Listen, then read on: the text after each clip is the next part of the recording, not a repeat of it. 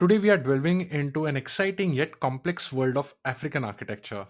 With a particular focus on Nigeria, we'll explore trends that hold valuable lessons for India, a nation grappling with similar challenges. Nigeria is experiencing a rapid urbanization with the urban population projected to reach over 200 million by 2050. A significant portion of this urban population lives in slums and informal settlements due to housing shortages. Many urban areas lack proper infrastructure like sanitization and water supply. Today, to discuss all this from a designer's lens, I have James Inedu George with me on Audiogyan. James is one of the most eminent and influential West Africa architects and designer of the recent decades, recognized for its innovative approach to solving complex urban challenges and most famously his brilliance with space and design. He's the founding partner and design lead at HTL Africa Ltd, Tao South Africa, and HTL Asia Plus, which works on projects around the world and is widely considered among the most significant in contemporary architecture. More about him in the show notes, and I welcome James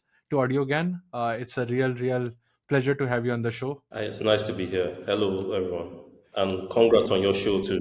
So yeah, I mean, first of all, thanks for giving your time, and I was very curious when I saw your TEDx talk and read a bunch of articles around you. There is a lot of parallel with respect to say urban population, per capita GDP, or literacy rates, where Nigeria and India are very close. So I thought I'll ask few of the questions that how are you dealing with some innovations and sort of radical ideas around housing, urban planning, and maybe some bits can be borrowed. I'll start off with abstract question, which or how does architecture empower people? Thank you for the invite. Thank you for your patience over the time that you've had this podcast. I think you've done quite a good job. India and Nigeria actually is almost the same kind of conditions, weather-wise, population and demography-wise, etc. When architecture comes into places like that, the general idea of empowerment is usually boxed in certain things. An architect doesn't chase these big projects; he chases these slum projects so that he can make himself famous, etc., etc. But architecture as a thing is what unlocks an economy. In the developed world, where architecture is only looked at as an art, you don't have to contribute into to society. It's fine. You can lean off the society. But in our own world, architecture must pay its dues to society because architects are part of the intellectual capacity that we've developed since colonialism. And infrastructure is one of the basic problems that we have. So, for instance, if you take architects away from affordable houses and put us in the world of infrastructure, we'll start to think of infrastructure differently. Because I know, like in India and Nigeria, it's not infrastructure doesn't happen every time. You don't get roads being built, parallel roads being built every day. It takes a long time to get a road to start, it takes a long time to finish, and only one is built over a certain period. I mean, even given our politics, it's 4 years for every, like in Nigeria, I think 5 years in India. So the problem is when that infrastructure is built, it has to be more than just a road. It has to be a piece of architecture that solves problems, that allows shopping to happen, that allows society to grow in a certain way.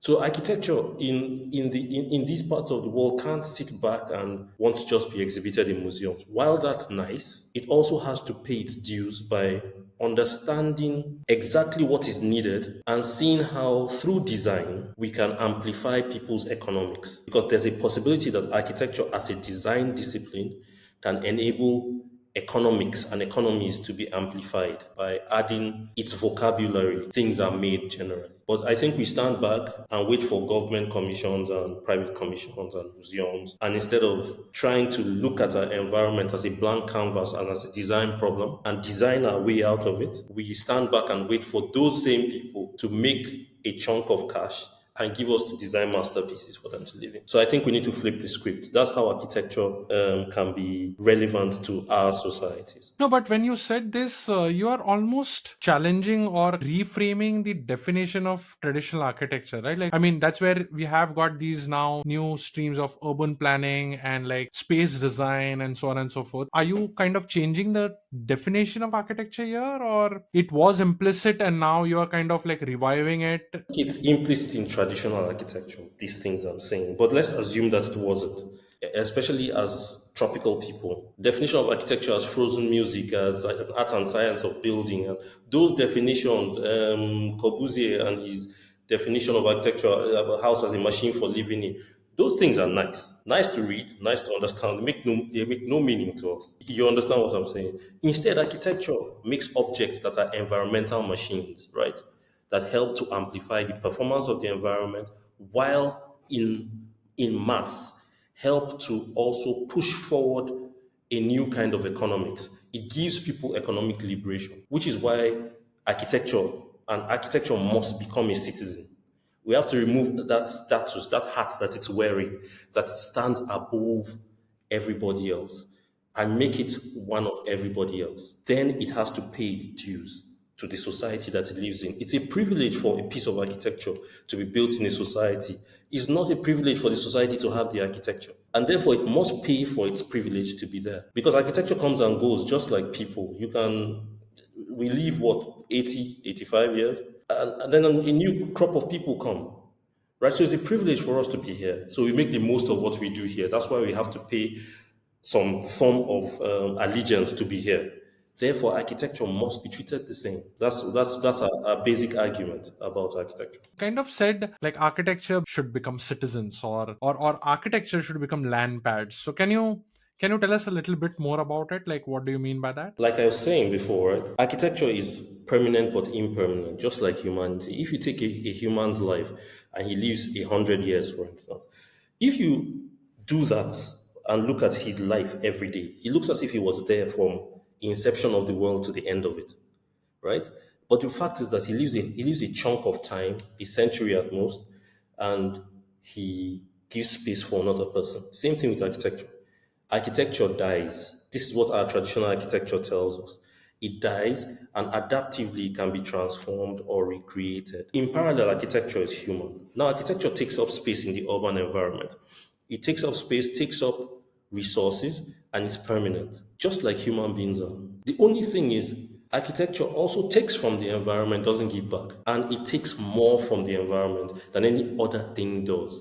So, for it to be responsible, it has to pay its way in a time when everybody is at a point of duress, everybody has to contribute. We're not rich anymore in like the early 15th century where there were resources and the Europeans could just come to India and take some resources and the come to Africa and take some, and it was fine-ish. It wasn't, but that's another conversation. The world is not like that anymore. In Africa, we need every resource we have, right? We don't have any extra cooling to give to buildings that are not, for instance, turning themselves into power station and paying for their energy. Why should a building's energy bill be paid by me after I paid for the building to be built? Do you pay for your child for his entire life, or you cut him off at some point? So if we look at it from that perspective and our buildings become citizens, then imagine that a building that lives 100 years is also its own power station, helps to purify the air around it. It helps to enable people's lives and economy, the economy around it. It helps to allow it flourish a little better. For instance, farming. It helps create nutrition for the people. The building is doing what we're doing because even this podcast, I'd argue, is part of our payment back to society to enable that society is better. Our buildings must do this too. So I agree. It's radical, but it's not very radical because in the past it was kind of this way, where it was more decentralized, more autonomous for smaller groups of communities or tribes or whatever it is. But then where do you see trade happening, right? Because then finally there's commerce which brings in more money. So if we are kind of building a self-sufficient ecosystem, then do you see that to be a trade-off and it's fine to live with it? No, I think two things can happen simultaneously for me. While I would not say 100% I believe in capitalism, I'd say that it has been good for humanity because without capitalism, no wars. Without wars, no increase in technology. Without increase in technology, no softer life that we're living now. So it's all a chain. Now, the idea is to use what we have and the responsibility we've developed by understanding these processes through architecture to enhance a better life, to enhance trade, but responsibly. It can't be one-sided. You can't be working in an industry and they don't care for your health. because you're replaceable, they don't care for your health. At some point, human beings stop making other human beings. Japan is a case in point. At some point, we run out of human beings. At some point, we run out of the ability to build buildings. So the buildings that we're building now, what we're not seeing is the finite nature of our abilities, right? And we have to be able to make things work simultaneously together. The things that don't, like a large farm in the middle of a city, for instance, you think that it's something that should not happen, but it doesn't happen because we simply have created our cities to exclude that kind of development. We simply just did that. There was no book that said we should do that. We just said in a city there should only be glitzy glass buildings and people wearing suits and ties because that's what we want to see. But is it seeing these things? Does it have more benefit than bringing all these desperate parts together for us to make a more buoyant economy? I think that the beauty of things is less important than the ability of things to produce, right? And so we steep towards creating a society where we produce as much as is possible with as limited resources as we have while harnessing every bit of that resource as responsibly as we can. Then we live with the results. Farm in the middle of a city, a high-rise building in a village, farming at the sides of a building. We live with those results, and then we make theory and architecture around those results instead of forcing this way of this. It's a sanitized, pristine way of living. But where we come from, for instance, in Africa, as our buildings were systems. Inside that system, there was a farm, there was cooking areas, etc., etc. So what we saw as these traditional senseless homes, if you look at it, it's a heart-beating system that dies and resurrects over time. And so the environment, it benefits 100% from that because I don't have to mow my lawn. I have to plant my tomatoes, and those tomatoes create an excess of oxygen around me. So at least that building is helping me breathe. It's elongating my life, yeah, and things like that. So I think we need to change the way we see cities and stop pursuing this ideal of this glass skyscraper city, Dubai, New York. Those cities are like that because they have to be, and create our own ideal to serve our economies. I think the more interviews I'm doing and also listening to other interviews, I think the word, I don't know, it's because of the education system or certain conditioning of the civilization at large. We have this or kind of a thing. So we have to this do or do. If that's transformed to and, especially for economies like us, that we have to do this and this, I think that will really change the mindset of executing stuff. Okay, you spoke a little bit about these habitats where there's a relationship building, right? So could you unpack for us what is like a metro house, which, if there are any kind of case studies or POC, like a proof of concept that you've tried in Nigeria? Okay, so the metro house, which we coined, I'm happy to have coined it. It's we saw that our society was transitioning from this place that had these excess land parcels where you could build a small castle surrounded by a big piece of land. That the land had gotten so expensive that we had parceled out those lands into these little pieces of land. So we had to build a kind of house that fitted into that in metropolitan areas and very urbane and urban areas. Hence the house, the metropolitan house, metro house. But what was important about the metro house is not all that. It's the fact that we are making a miniature version, right, of the traditional house, right, and making it ubiquitous and available to everybody. The first group of houses were designed for $10,000, right? Of course, we have to peg it to a currency that is universal. We don't like doing it, but hey, what can you do? The market is the market, right? Inside that house itself, we didn't design it as a house. We designed it as a system, an environmental system. That habitation happens as a second function within it, right? So it was a farm, it was an urban farm, it was an urban harvesting system, an energy generating system, an airflow and air purifying system. But because of the fact that it had to be in a certain way, you could live in it. So if you lived in it and you tended to the farm, you had some extra economic benefit to having the house. So the house pays you. So while you pay a mortgage to the bank for the house pays you a mortgage for being alive. So it's a give and take. Your energy, which is a big issue where we come from, I'm sure in India too, your energy is 100% renewable. And we're not making any story about it. A house must have a wall of solar panel. It's not an argument, it's a reality. The water is recycled so that you could feed those plants. The building is built in a way that air can pass through the house, and that air is purified of dust and particles. The ambient air that hits the house, by the time it comes out, is cleaner, and you in the house benefit from it. And the way the wall was designed was to amplify that motion of air. So you can see I've not talked about habitation, I've not talked about bedrooms, I've not talked about living rooms. I've only talked about a system that we're designing to put in urban areas to help to amplify the performance of those environments. Within it, however, was a series of small environments, a strip of green, a wall of green, a floating balcony that allowed for that systematic behavior to continue.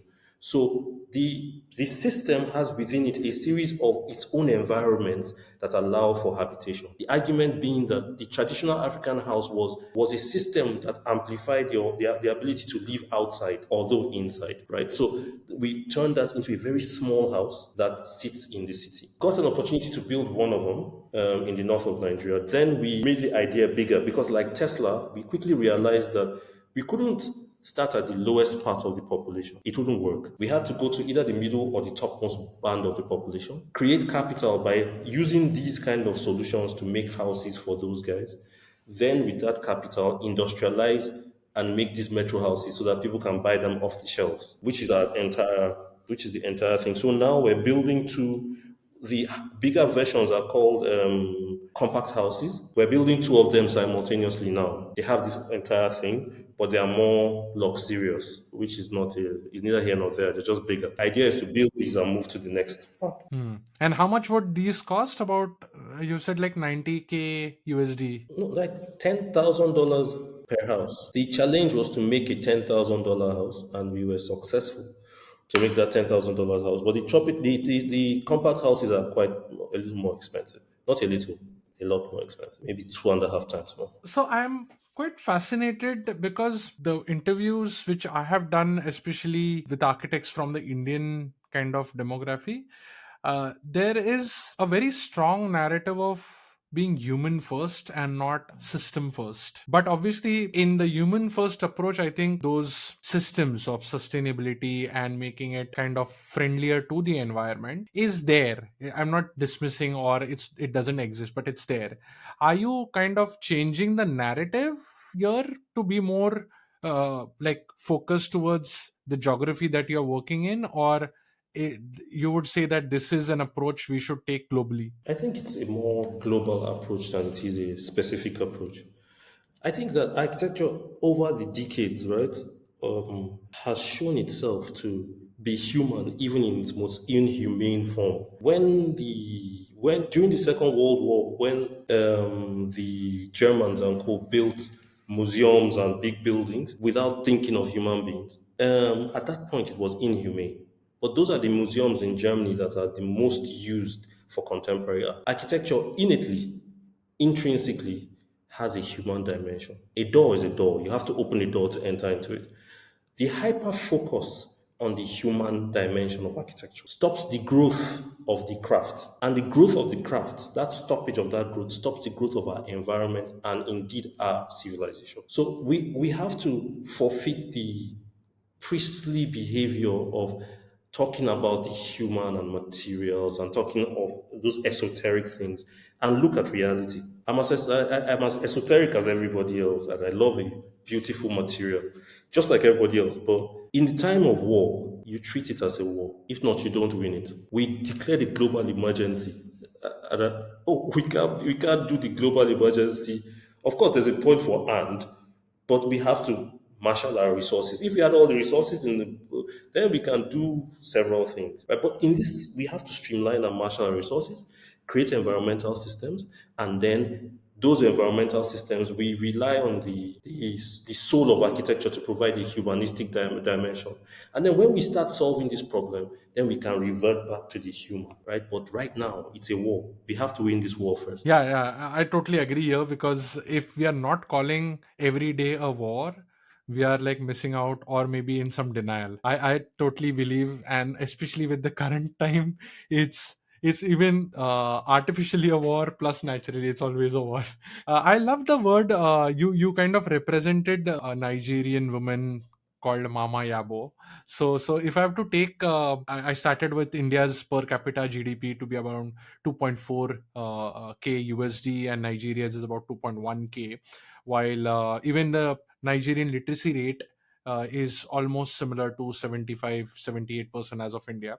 So, given your Mama Yabo and the metro homes and the kind of this built environment, how does it help her, or how does it generate employment? Yeah, at the backdrop, there is still some literacy pending, some basic human rights to be food, shelter. I mean, yes, we're talking about shelter, but how do you see that as a correlation, very direct? Because I can see that you can see it directly, but I'm probably trying to connect multiple dots to see that connection. So, if you could help us with that. Okay, if one of the biggest problems that we have with human rights is the fact that there are still people that are crossing the seas and living in tents, right? When you start from there are still people that, because of wars, for instance, in the north of Nigeria, in the border between India and Pakistan, or India and China, there are still people that are displaced. So a displaced person has no rights. A home anchors that person. A better environment anchors that person. So just like the triangle of needs, Maslow's triangle, we move him from one place to another. The problem is that we don't see architecture as a place, as the vehicle of transportation from one band of this triangle to the other. But that's what architecture is. So if I give Mama Yabo a house and she can pay by using her house to produce tomatoes and putting it in the pool, then she's free now. She can do that in the mornings, and in the evening she can go and sell food or do anything that she wants. So now she has two incomes. The biggest thing in the West is, oh, this guy has two jobs, and so he's liberating himself, or he has two mortgages. I've given you a possibility to have two jobs. That person who is now paying a form of tax in real time will ask, where's my tax going? And that's the beginning of human rights. The question for why does that guy have a car and I don't? Is that guy more important than I am? You can only ask that question when you have a vehicle that your soul can rest in every day. But if I keep you in a state that you can't rest, then you can, when you're crossing the seas, the Africans crossing the seas from Africa to the middle through Libya to Europe, they don't care about their human rights. It's a list of their problems. What I'm saying is we need to give the least in society a vehicle that can elevate them to the point that they know that their rights matter and their dollar matters. Everything they have, it matters. And so they can request from you. Like how I'm saying we must request from architecture to pay its own bills. Then you now request from the people ahead of you for them to pay you back in human rights. So it's a request system that I've created, or that I'm creating. We request from architecture, and that liberates us to also request from the government, etc. And those can request from the next. And then responsibility builds in that chain. Wow, when you said about the Maslow's hierarchy, it totally makes sense. But then who's stopping? Is it not in the education system? Is where is the gap? What you're saying totally makes sense, right? Like if I'm building a home or a house for area, as the architect late architect Vivi Doshi said that it's embedded in the place, right? So you have to like just look at the place very closely. Where is the gap? Like why is it not happening then? As much as I hate to say this, governments are tricky things. They can be very nice and lovely on the outside, but it's like an apple. The inside is different from the outside. So governments, especially in the developing world, no, well, even in the developed world, they understand the advantage of that 23% non-literate, non-educated, that band.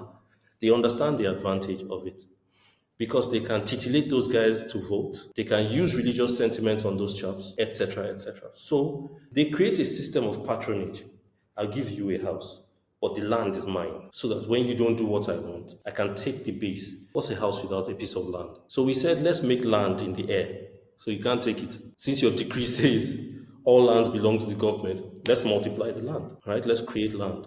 So again, for me, what's more important for me is not trying to find a way to educate people, because education is something that can happen. There are many educated people that have nowhere to live, that have no connection to society, And then that's the is in that nexus that crime starts to happen. Because I'm educated, I've got skills, but I have nowhere to rest my head, or I can't connect into society by job or anything.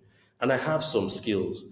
And I know that you don't have more than I do, don't know more than I do, but you have more than I do. And so I can empower myself to take that from you. So there's a gap that we've created with that 20 something percent lack of literacy, where that people, somebody somewhere is able to tune the society to exactly what they want, because they're able to rely on certain groups of people. And it's not about those people, it's about the numbers. If you understand the numbers, you know where to press and where not to press. For instance, why are there not more schools? Why is all primary and secondary education not free? Do you understand? There's the internet. Okay, now you don't even need so many teachers. There's the internet. Why don't you make internet free? You already have the broadband cables. We are already paying a heck of money for to use the internet, and you don't need all of it. Why don't the people in the lowest band have? Why don't we have rural libraries that those guys can use the internet and educate themselves? There is obviously power dynamics always happening. You mentioned about let's build land in the air. Could you like tell a little more about it? One of the most contentious parts of the urban design is land, right? Because land is finite, so when an urban plan is made, it's a finite amount of land that is divided into equal bits. In that division, there's exclusion, just by virtue of the fact that it was divided. And if I divide it, this part of the city is going to have all these towers. It's going to be more it's going to have more value than this part of the city, this other part of the city. If we work for our money and we earn a salary, you can't afford to buy land there. So it's exclusionary. Urban planning generally is exclusionary. So I'm saying that if we agree that those are the best parts of the city, where those high rises are, because we're always there anyways. We work there. When we travel, all our tourism is done in those parts of the city. We want to be in those parts of the city. We have to have affordable houses in those parts of the city. And we can't use the land for it. Do what we've been doing for since the 1920s. Build a high-rise frame, multiply the land, then divide that high-rise frame, which is now cheaper than the land itself, and give people the opportunity to do what they want to do on that frame. Buy a part of land. So now, whoever does that has created a new kind of real estate. He doesn't have to build buildings. Nobody's going to tell you that his toilet isn't working. He just made a hole in the slab where you must connect all your toilets to. And so it removed, again, is a demystification of these kind of glitzy towers that we have in our urban areas. Oh, everybody wants to build this big glass tower and put a name on it.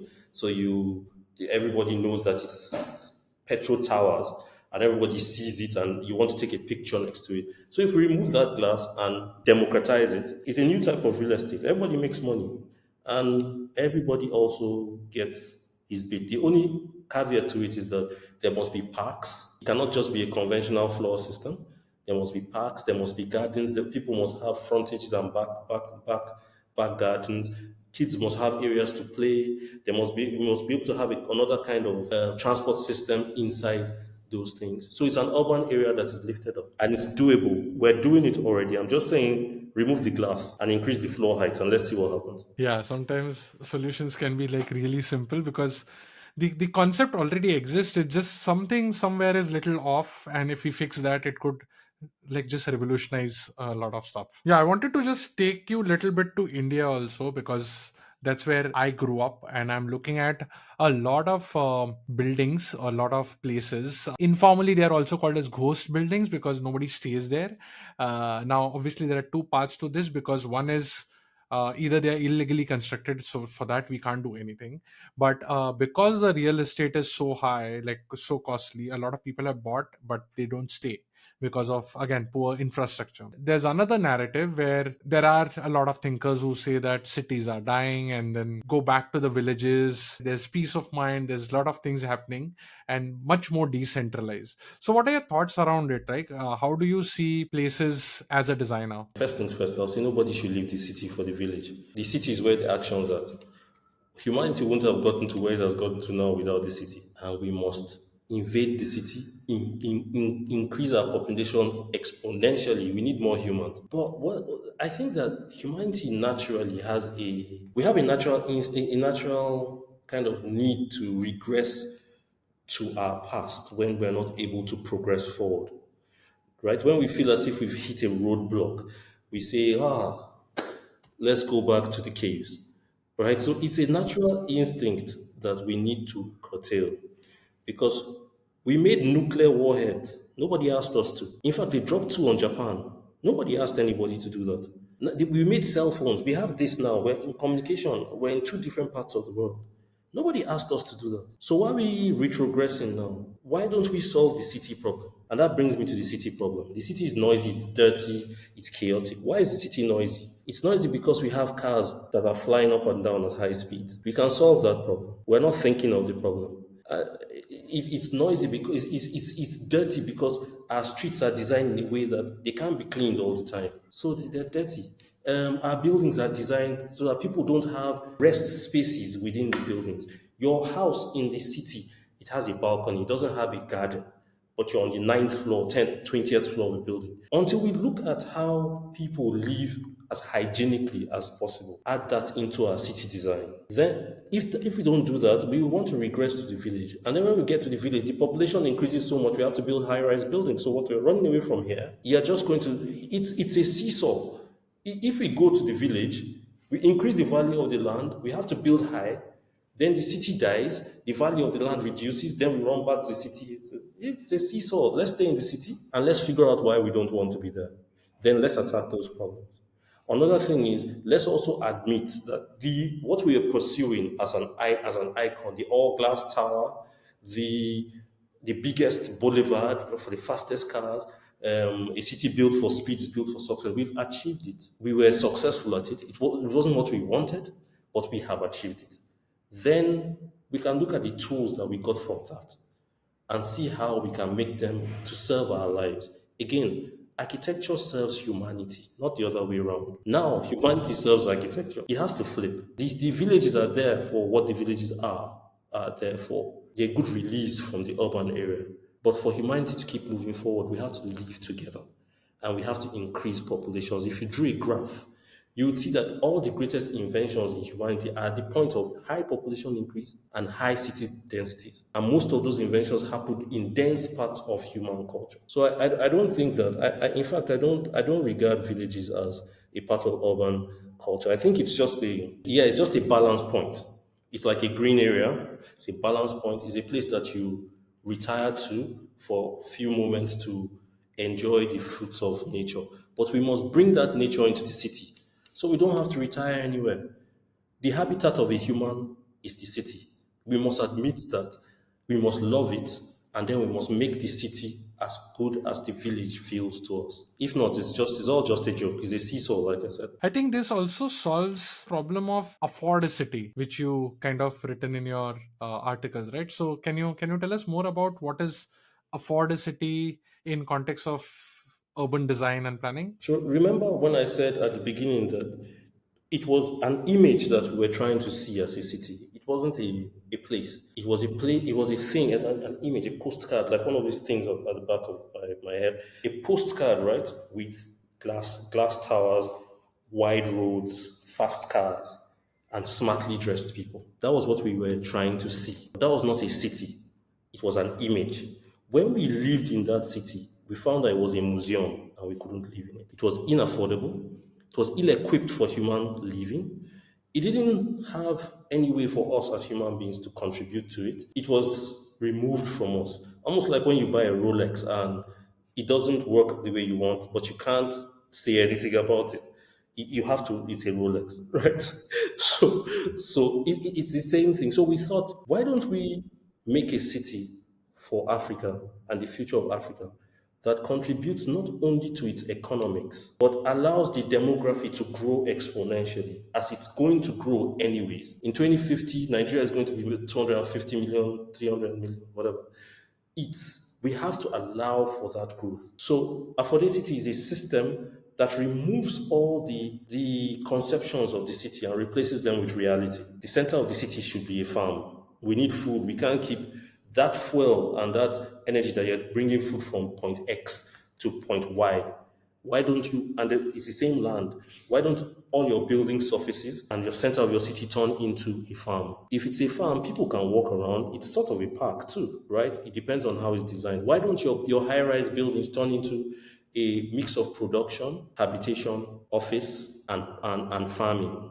Because one of the biggest problems we have is that food balance. So if your city is turned into high food generating point and energy absorption point, then we've solved the two of biggest problems that we have. Now, if we remove all the glitzy, expensive finishing of buildings and allow the raw finishing happen, just raw slabs that people buy into, like you buy shares, then it's affordable for people to live in. We can bring animals into it. In the affordability scheme, the middle level of the high-rise buildings is connected, and it's the mix of a zoo and an abattoir, a zoo, and urban husbandry. So when you're standing, you see animals walking in the sky. So I mean, we didn't lose our sense of humor because I mean, what's a cow doing walking in the sky? But again, it's still that displacement, that placing something that you don't think should be there, placing it there side by side with something that should be there, and seeing what happened.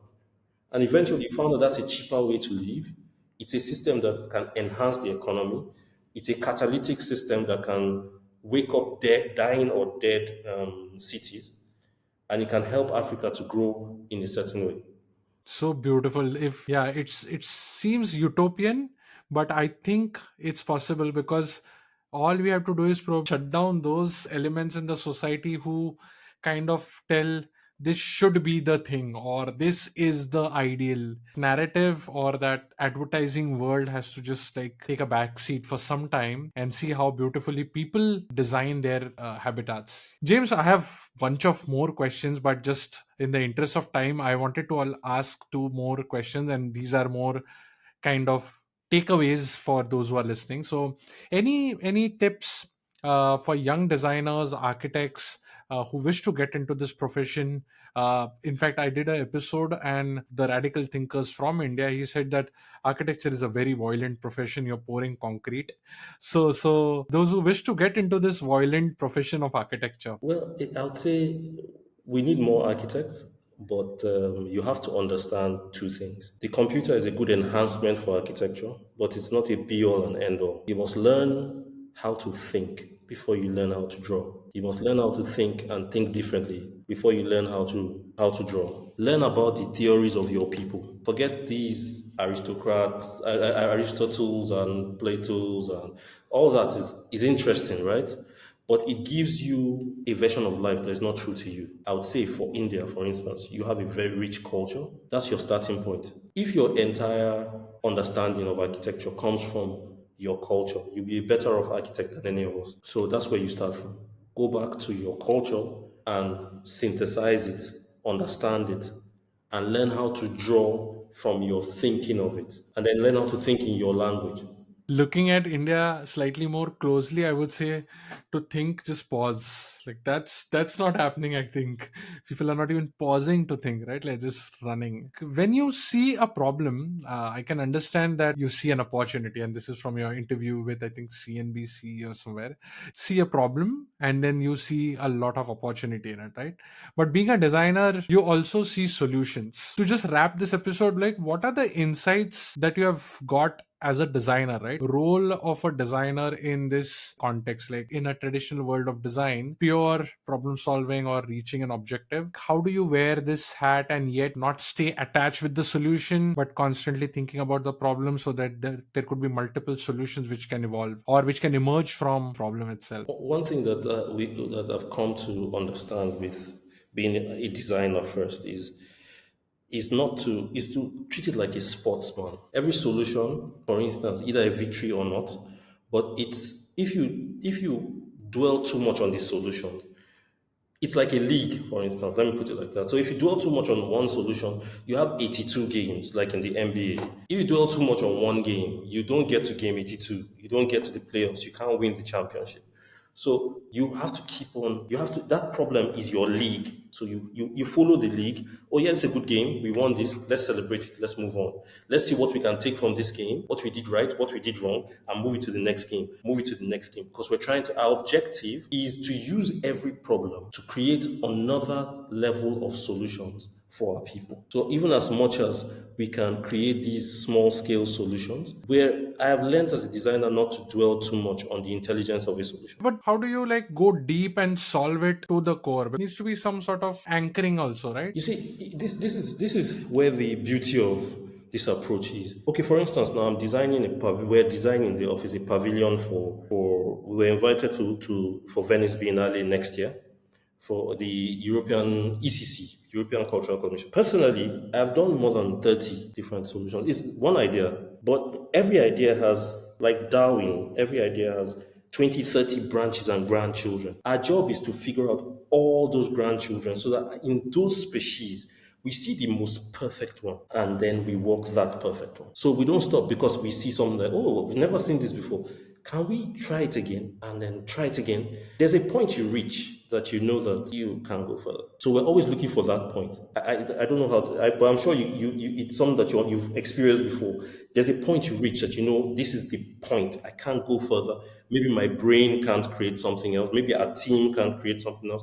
Then we hone in on that solution and then we reduce it to its constituent parts and then start the process with all the parts. So it's quite a tedious process. But at the end of it, we always come up with something that we haven't seen before that does more than the question it was asked and pays its own bills. Beautiful. I think you have very closely tried to articulate it, because whenever I'm confronted with this question or my team asks, closest one which I've got to is that it's very tough to explain, but something happens when you zoom in and zoom out and do this iteratively, right? Like just keep doing this over and over again. There's something happening, and I don't know. It's probably a matter of experience and a very subjective experience. So anything that you want to add as your concluding thoughts in. I want to come to India at some point. I think having this conversation kind of see that there's something very similar with our climb in the Indian climb and kind of just staying in one part of the world to solve problems. If anybody's listening, I'd like to collaborate in India and see what we can do.